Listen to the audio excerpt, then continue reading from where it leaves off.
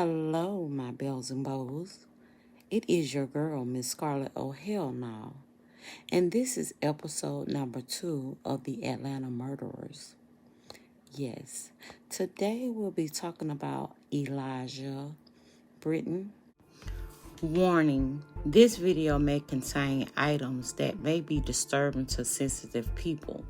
So if you are disturbed by certain items, please go to the next video that Scarlett produces.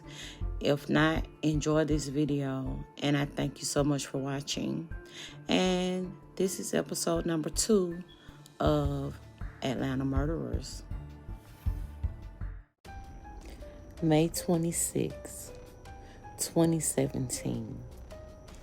The victim, Chastity Jones, was asleep in her Clayton County house with only her infant. She was suddenly awakened at 4 a.m. to find Mr. Elijah Brittain in her house. Her husband, Brutus, had left the home earlier that day, but not yet returned. Brittain was acquainted with both Jones and Brutus because Brutus was a member of Brittain's restaurant robbery crew. Brittain told Jones that Brutus had gotten him in some trouble before forcing Jones to leave her baby, placing her in the trunk of the car, binding her with phone cords to the point where marks was left on her wrist 4 days later, and driving her to a secluded location in Cobb County. Evidence later established that Brittain was familiar with this part of Cobb County from previously committing a robbery in the area and because one of his girlfriends worked nearby. Once they reached the location, Brittain tied Jones to a tree and threatened her life at gunpoint. At some point, Brittain decided to leave, but indicated that he would return to kill Jones if he had not heard from Brutus within the next 30 minutes. Nevertheless, in the interim, Jones managed to escape and run to a nearby home where the occupants allowed her to use his cell phone, and then he later drove her to a nearby gas station to dial 911. When she used the occupant's cell phone, she frantically called her friends and explained to them what had transpired. She also advised them to please go by her home and check on her baby. At the gas station, she used the payphone to dial 911. When officers arrived, they found Jones barefoot and dressed in her pajamas, which was covered in mud up to her knees. She also was carrying a small bag and a telephone cord. When officers realized that she had been abducted from Clayton County, they turned her and the investigation over to the proper jurisdiction. Her friends reacted to the frantic phone calls and went to her home to check on her child. The garage door was wide open. The door was unlocked to the home. They found the baby unharmed in the upstairs bedroom, but on the floor.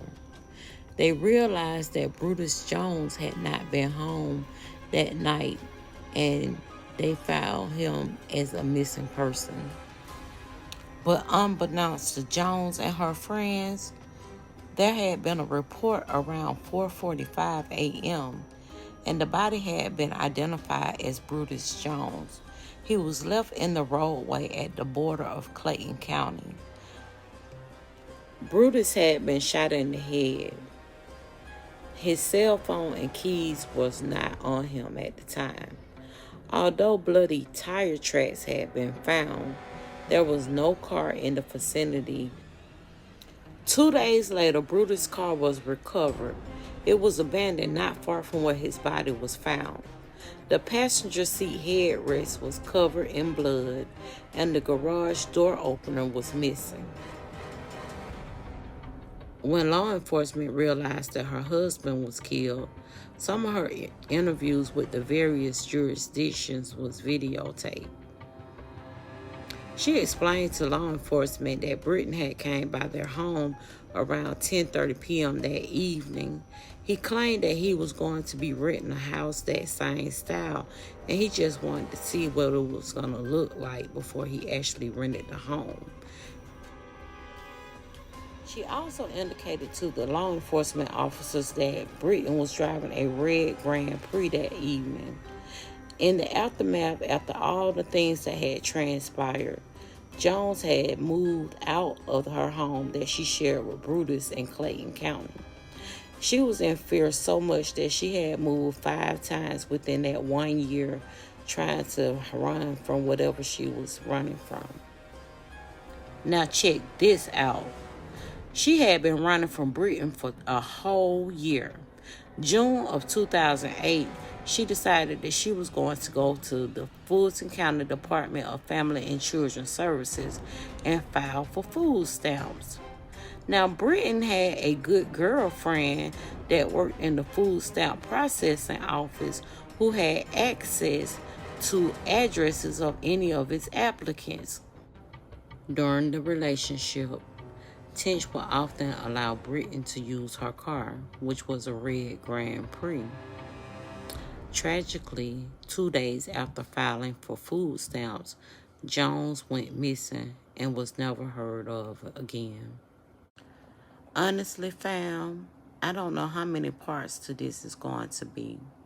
Elijah Brittain was a horrible person, and I think that there's going to be at least 3 more parts to this story.